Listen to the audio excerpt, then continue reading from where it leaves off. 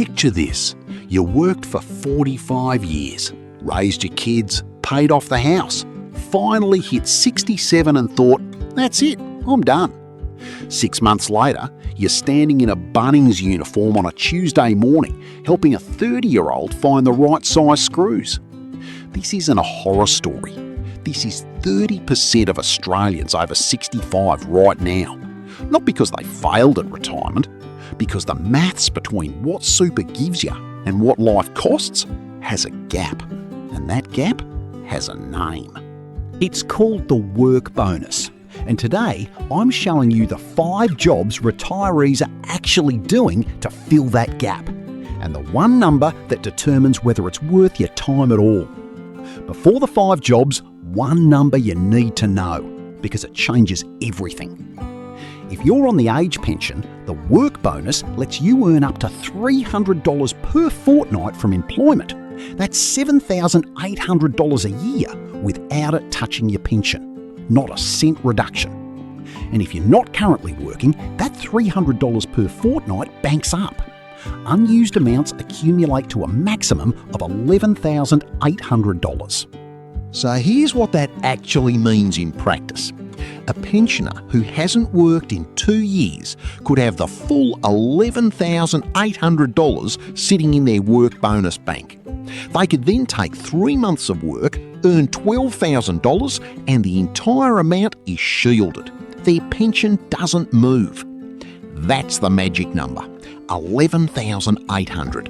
Keep it in your head as we go through these 5 jobs. Job 1, delivery driving, DoorDash, Uber Eats, Amazon Flex. This is the one that surprises people most. The image of a 70-year-old delivering takeaway sounds almost comedic until you realise how well it actually fits the work bonus structure. Trish Simmons, 73, from Brisbane, retired from financial planning and found her age pension wasn't covering Brisbane rent. She signed up for DoorDash.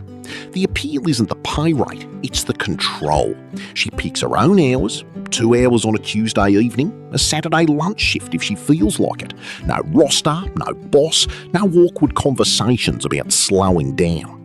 For someone with a car they already own, the running costs are mostly fuel and wear, and the income, kept under the work bonus threshold, doesn't touch the pension at all. The honest downside? It's inconsistent. Some weeks are good, some are dead. And there's no sick pay, no super, nothing if your car breaks down. But for filling small gaps in the budget, petrol money, the odd dinner out, it's become one of the fastest growing categories of senior work in the country. Job 2, pet sitting and dog walking through apps like Mad Paws. Jenny and her husband Michael, retirees, found a steady stream of work through Mad Paws, pet sitting for people heading off on holidays. Jenny describes it as a nice bit of extra money that we might use to go out for dinner. What makes this one different from delivery driving is the social element. You're not just earning, you're getting a dog to walk twice a day, company, a reason to get outside. Several retirees describe it less as a job and more as getting paid to do something I'd do anyway. The income is modest, usually $30 to $80 per pet stay, depending on duration, but it's almost entirely passive once you're set up. No special equipment, no qualifications, just a profile and good reviews. For couples specifically, this works well because you can split duties.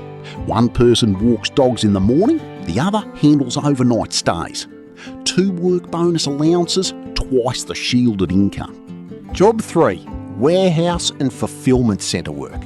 This one surprises people because it sounds physical, and it is to a degree, but logistics hubs and fulfilment centres have become one of the most popular categories for older workers, specifically because of how the shifts are structured.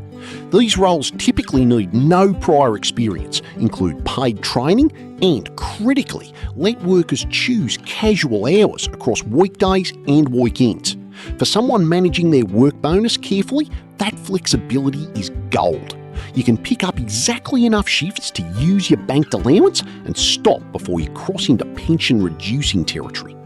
A bloke named Ray from Western Sydney, ex-tradesman, knees not what they used to be, does 2 shifts a week at a fulfilment centre near his place.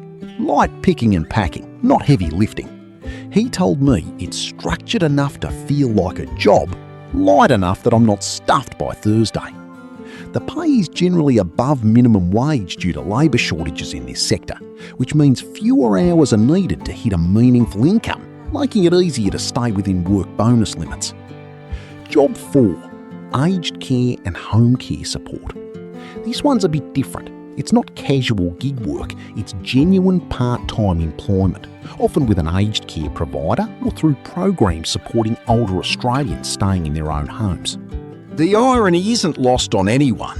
Retirees helping slightly older retirees stay independent. But the demand is enormous. Australia's aged care sector has chronic staff shortages, and providers are actively recruiting mature age workers, specifically because clients often prefer support workers closer to their own age and life experience. Roles range from companionship and light domestic help to qualified personal care, the latter requiring a Certificate 3, which some providers will help fund. A woman named Lynn from the Central Coast, a retired enrolled nurse, does 2 shifts a week visiting elderly clients in their homes. Cups of tea, medication reminders, a chat. She told me, "I spent 40 years looking after people. Turns out I missed it more than I thought." The pay here tends to be higher than gig work, often $35 to $45 an hour through agency arrangements, which means hitting the work bonus ceiling happens faster. Worth tracking carefully. Job 5. Consulting, mentoring and encore careers.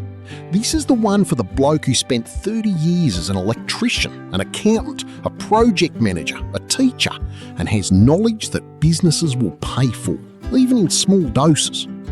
The encore career trend is exactly what it sounds like, taking the expertise from your full-time career and offering it in small, flexible chunks. A retired accountant doing a few hours a week helping small businesses with their books at tax time. A retired tradesman doing quoting and consulting for a building company without swinging a hammer himself. A retired teacher doing private tutoring for HSC students. The appeal here is the hourly rate. Because you're selling decades of expertise, not your time, the rate is often $50 to $100+ per hour, meaning a handful of hours a month can generate meaningful income while barely touching your time, let alone your work bonus allowance. A retired project manager I spoke with, Frank from Geelong, does about 6 hours a month reviewing construction quotes for a friend's building company.